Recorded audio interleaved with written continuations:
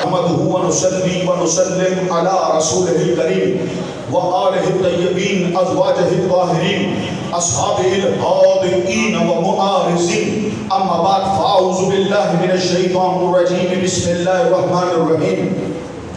ألا إن أولياء الله لا خوف عليهم ولا هم يحزنون آمنت بالله صدق الله المولانا العظيم وصدق رسوله النبي الكريم الأمين والرؤوف الرحيم قال الله تبارك وتعالى پروردگار عالم خدا بند متعال ذو الجلال لم يزل لم يزال تبارك وتعالى جل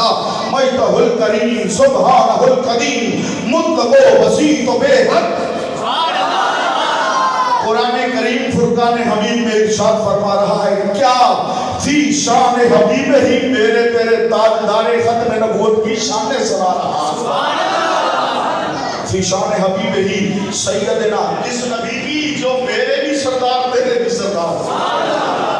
ہر بندہ اپنے آپ کو کسی کا غلام کہتے ہوئے سر جھکاتا ہے میں صدقے اپنے آقا کی غلامی پر قربان جاؤں کہ جو بندہ بھی غلامی کا دعویٰ کرتا ہے سینہ چوڑا کر کے ہاتھ مار کے کہتا ہے فَمُحَمَّدُنَا هُوَ سَيَّدُنَا فَعِزُّ لَنَا لِيَجَابَتِهِ اب میری شان بڑھ گئی ہے اس لیے کہ رسول اللہ کا غلام اس لیے کہ میرے سردار کا نام محمد ہے سیدنا و سندنا و مولانا و مرجانا و مدوانا و حبیبنا و حبیب ربنا و طبیبنا و طبیب قلوبنا و صفینا و نجینا و زکینا و رزینا و رزینا و خلیلنا بولو یار بولو دولہ کا سیرہ سنا رہا ہو دولہ کا سیرہ سنا رہا ہوں امام احمد رضا اپنے نعرے لگوانے نہیں آئے تھے یہی سیرہ سنانے کے لیے آئے تھے کیا سیرہ سنانے کے لیے آئے تھے سیدنا و سندنا و مولانا و مرجانا و ماروانا و حبیبنا و حبیب ربنا و طبیبنا و طبیب قلوبنا و صفینا و نجینا و زکینا و رزینا و خلیلنا و زبیحنا و قلیمنا و ملیحنا و روحنا و کلمۃ اللہ و صدیقنا و فاروقنا و غنینا و ولینا و حسننا و حسیننا و حسیننا و زیننا و عابدنا و باقرنا و جعفرنا و قاسمنا و تقینا و نقینا و حسننا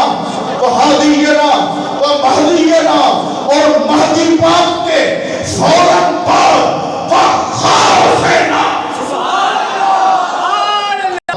بے شک جو میرے ولی ہیں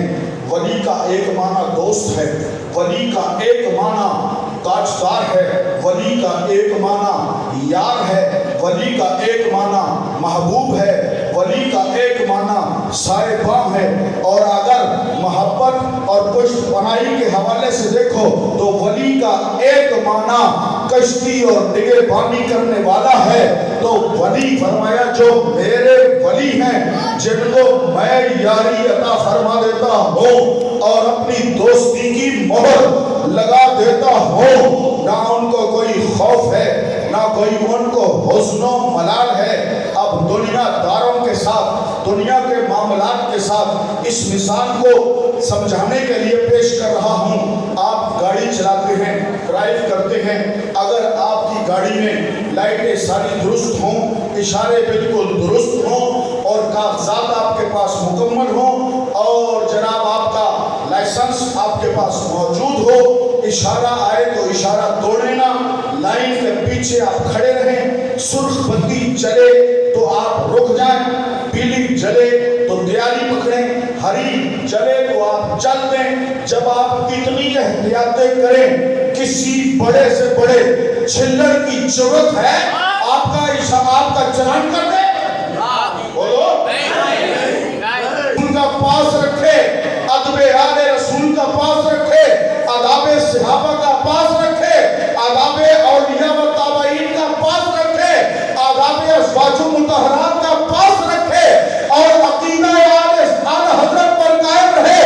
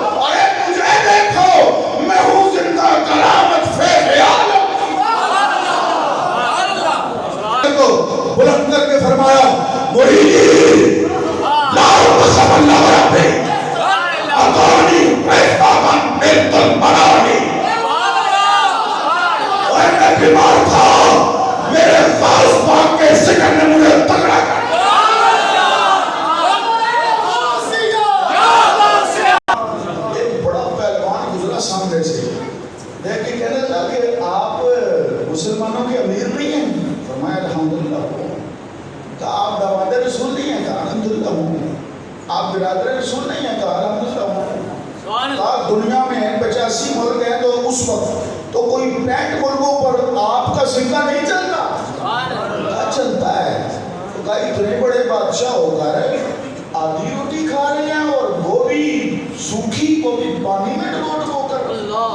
آپ نے فرمایا تو کتنی کھا لیتا ہے؟ اس نے کہا میں تو 400 روٹی چلا جاتا ہوں ایک ایک دیر ایک وقت میں پی جاتا ہوں شروع آپ نے مسکرا کے فرمایا اچھا یہ دو نوالے علی بھی کھا کے دکھا دیا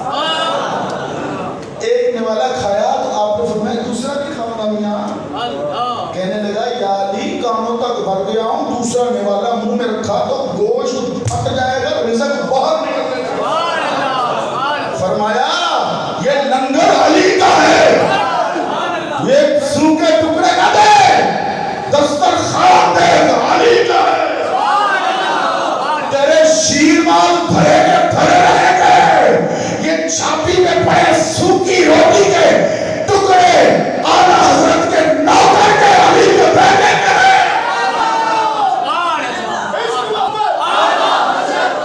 کے جملہ بولے گا ہم اسے رخ پھیر لیں گے جو بندہ حضرات صحابہ کرام کی عظمت پر مزاج اعلیٰ حضرت کے خلاف رویہ اختیار کرے گا ہم اس سے منہ پھیر لیں گے جو بندہ اکابرین حق اہل سنت و جماعت کے خلاف گندی فحش زبان استعمال کرے گا یا اپنے مریدوں اور شاگردوں کو اس پر ورگلائے گا اور اعلیٰ حضرت کے مسلک کو نقصان پہنچائے گا ہم اسے اپنا منہ پھیر لیں گے ہم اسے اپنا منہ پھیر لیں گے یا تو چلے گا تو لوگ کہیں گے وہ بڑے پیر صاحب ایسا نہیں ہوگا فیض اس چیز کا نام ہے کہ جو پیغام تیرے بزرگ 1400 سال سے تجھے دے رہے ہیں وہی تو آگے منتقل کر دے اسی کا نام فیض نام ہے مائک پر بیٹھ کر خلیفۃ الرسول بلا فصل بالتحقیق ابو بکر صدیق رضی اللہ تعالیٰ عنہ میرے مسلک کے بانی کون؟ صدیق اکبر میرے مسلک کے بانی کون؟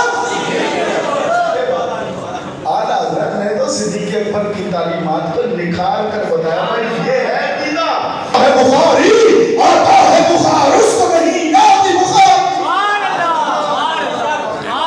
آتا ہے بخار اس کو نہیں آتی بخاری بس یہ بات ہے اور اعلیٰ مجذوب تھے میری نانی صاحبہ کے ایک بھائی مجذوب تھے فرماتی جب ہم پاکستان پہنچے سلطان پورہ کے علاقے میں ہمیں گھر لاٹ ہو گیا ہم وہاں منتقل ہو گئے کچھ دن گزرے تو بھائی صاحب کیونکہ مجذوب تھے تو ان کا وہ گھر سے باہر نکلے اور گم ہو گئے بہت تلاش کیا نہیں ملے 3 دن گزر گئے بھائی صاحب کا پتہ نہیں لگتا مرید ہے غوث پاک کا مرید غوث پاک کا ہے عقائد کے طور پہ تو نہیں لیکن جسمانی طور پر بھٹک گیا اب پشت پر ہے میرا 11ویں والا پیر اور 11ویں والے جس کی پشت پر ہاتھ رکھ دے کسی کی کیا جرت کے موڑے نصیر کا ہاتھ کہ اس کی پشت پہ رکھا ہے دستگیر کا ہاتھ